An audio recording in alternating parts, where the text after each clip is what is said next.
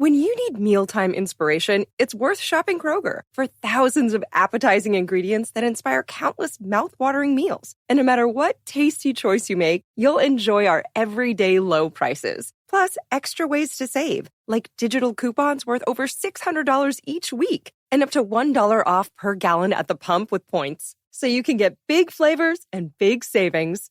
Kroger, fresh for everyone. Fuel restrictions apply.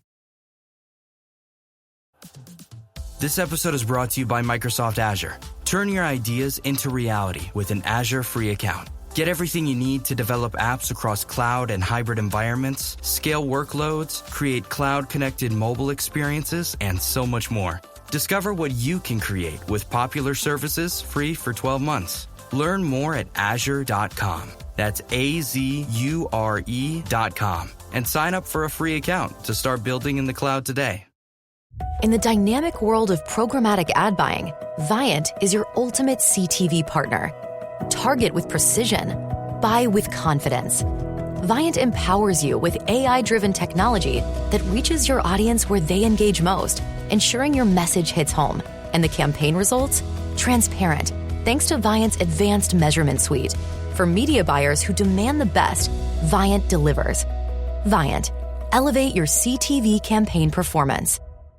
What's good, boys and girls? Welcome to 2 Foot Extra. Today is Monday, the 23rd of September, and we are beginning on bad breaking news. Rodri is set to be ruled out for a significant period of time after suffering a serious knee injury in the Premier League draw with Arsenal, and there are fears he may not return this season. He went down clutching his knee and was forced off after 21 minutes at the Etihad Stadium. He stumbled and fell after making a front post run at a corner while being marshalled by Thomas Partey. He immediately appeared in pain, and a number of teammates quickly gestured for him to receive medical attention. He walked off accompanied by 2 members of the City medical staff and was replaced by Mateo Kovacic. Tests have confirmed the severity of the injury, and while further examinations will take place in Spain, there is still no official timeline for his recovery. However, sources close to players suggest he may be sidelined for the remainder of the campaign. Wow. That is big news. Big news. And obviously he's been very vocal about how much players had to play. But I mean, ultimately, he's barely played so far this season. It's just a freak injury. It's not down to fatigue or anything like that, but it is horrible news, and terrible news for City, because that is the best holding midfield player in the world. That is the best midfield player in the world. And if they're without him for the season, it could well now open the title up to Arsenal and Liverpool. And maybe somebody else, maybe Villa. You never know, but Liverpool and Arsenal would seem like the two most ready to step into the breach. Ian Wright says Erling Haaland throwing the ball at Gabriel was a coward's move.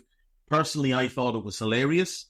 Alan Shearer says mentally, physically and tactically, Arsenal show why they're a force. Okay, Alan, put a hat on, your head's getting cold. Newcastle and Wimbledon have had to postpone their EFL Cup tie, which was scheduled for tomorrow night. It's been now pushed back to next week due to flooding at the League Two ground. If you look at the pictures that they've put up, that's a grim sight. There's an enormous amount of flooding next to the stadium. A lot of the water seems to have seeped through, and the pitch does look a right old state, particularly down in that one corner. So I think it is best that that game be postponed. Marc-Andre ter Stegen is to have knee surgery. He suffered a ruptured patella tendon. That's an enormous blow for Barcelona, because they'd started the season brilliantly, 6 wins from 6. He's one of the best keepers in the world, though. And that is a very serious injury. That's the type of injury that players don't really recover quickly from, and some don't recover at all. That's a 2-year recovery, really. Now, it might be a little bit different for an outfield player, for a goalkeeper than an outfield player, but that's an enormous blow. He's been largely brilliant for them since he went there from Borussia Mönchengladbach back in 2014. It's mad to think he's there as long as he is. This was season 11 for him there. 419 games for the club. And he's just become Germany number one, really, as well, because the day has passed for Manuel Neuer. It was time for him to get his real run as first choice, undisputed. Inaki Peña is a good young goalkeeper. He's 25 now, he's not young anymore. I assume he's the one that will step into the breach and be given the opportunity. Astrolaga is a young keeper they have in the B team, so I assume he'll get promoted into the first team as the new backup. That's tough news for Barca as well. That's him definitely done for the season. Be a proper shareholder. Rangers chief tells King to end criticism. Rangers interim chairman John Gilligan has called on major shareholder Dave King to cease public criticism of the way the club is being run. South Africa-based King has aired his views in the media over the past week, saying Rangers have no leadership and are in a crisis. Fair play. I think he's entitled to say these things, if that's how he feels. Shouldn't just have to hide behind anybody's back. Milutin Usmajic of Preston North End is facing a lengthy ban after biting Owen Beck. Beck was sent off in a kerfuffle that began with him kind of siding down a Preston player. And this lunatic appeared and grabbed hold of Beck and bit him in the back. Blackburn manager John Eustace said Owen's got a big bite mark at the back of his neck. And it's a shame the referee didn't see that. I don't know how. Like, Beck was trying to tell the referee, and the referee wanted nothing to listen to, nothing to do with it. Wouldn't listen. Yeah. Bad-tempered affair. It was a bad-tempered affair. And that's not going to be the end we hear of that. A new 3-year agreement has been reached with Barclays to remain the title sponsor of the Women's Super League and Women's Championship. The deal is understood to be in the region of 15 million a year. That's good to see. Streetwise Arsenal show they're the real deal amid Man City pain. Like, Jesus, wow, who writes this stuff? Like, genuinely, who writes this stuff? Phil McNulty, I shouldn't have been surprised. Who said watching West Ham is like watching a school team? Because that's funny. Oh, it's one of the fan views. That's funny, though. West Ham fans are already starting to call for Moyes to come back. We'll get to the Championship tomorrow. We'll touch that now. But we have a sacking in Scotland with Hearts deciding to move on from Stephen Naismith. Obviously, Tony Bloom is looking to get involved there. So if he's involved in the managerial search, I think they'll probably get somebody impressive. We'll be back after the break with the gossip. When you need mealtime inspiration, it's worth shopping Kroger for thousands of appetizing ingredients that inspire countless mouth-watering meals. And no matter what tasty choice you make, you'll enjoy our everyday low prices. Plus, extra ways to save, like digital coupons worth over $600 each week and up to $1 off per gallon at the pump with points. So you can get big flavors and big savings. Kroger, fresh for everyone. Fuel restrictions apply.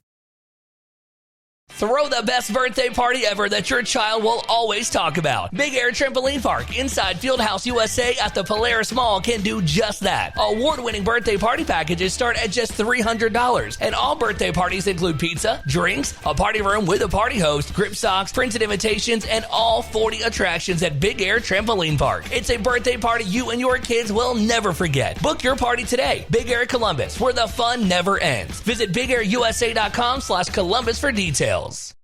Right, welcome back. So, into the gossip then. Bayern Munich have given up hopes of extending Alphonso Davies' contract past the summer, with Real Madrid keen on the 23-year-old.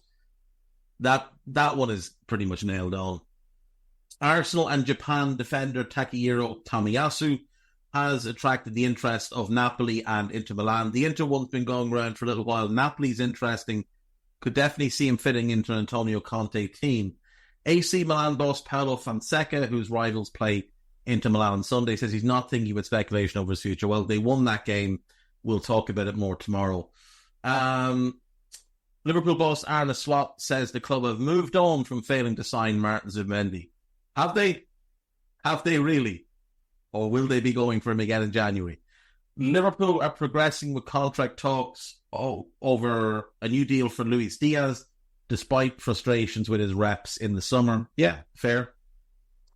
Espanyol goalkeeper Jon Garcia says he was not distracted by interest from Arsenal in the summer, although the Gunners could make another move for him in January. I see that as unlikely if for a January move.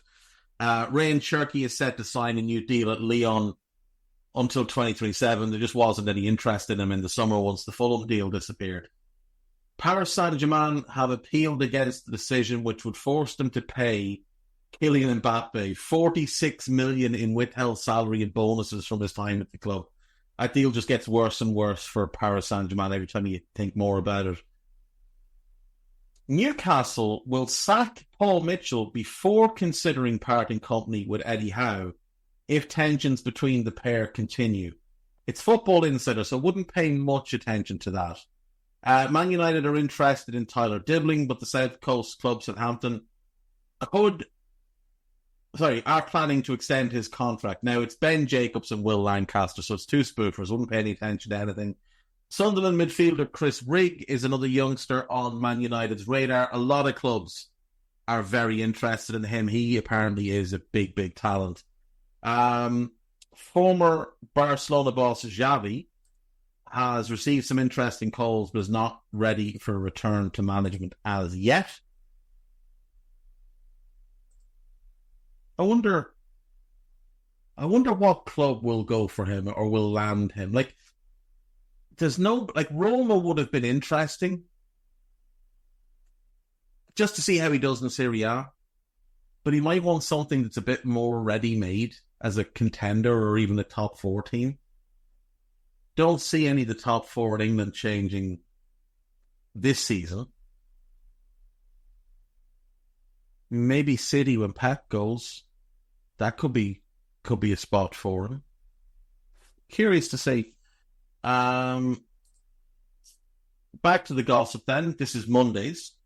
Manchester City are firmly in the mix to sign Jamal Musiala. Everybody is in the mix to sign him, but the likelihood is he signs a contract extension. Dominic Calvert-Lewin is not close to signing a new contract with Everton beyond this season, as Newcastle continue to monitor his situation. Trent Alexander-Arnold's deal runs out next summer, and he says winning trophies will be a key part of his thinking when comes to signing an extension. Arsenal, Chelsea, Liverpool, and Tottenham are all interested in Victor Gyökeres. We can take Tottenham out. They signed Solanke. I could see the other three having interest. I'm not sure Arsenal have the financial flexibility to do it. I'm not sure Chelsea will move for a striker, if I'm being honest. Kind of feel like if Jackson continues to score, given what else he can do, maybe they might just be content to keep with him, because they're probably facing a transfer ban at some point. Arsenal are the latest club... Sorry, I don't know where I got that from. Newcastle are the latest club to enter the race for Luka Kolyashu. There'll be a lot of clubs in for him next summer. Toon would make sense. Although he's better off the I think he's better off the left than he is off the right, and they've already got two wingers to play off the left for them. Graham Potter would be interested in taking over at Everton if the job becomes available. I wonder, will the new owners look to make a change in manager? They did it at Roma, but they gave the manager they inherited the season.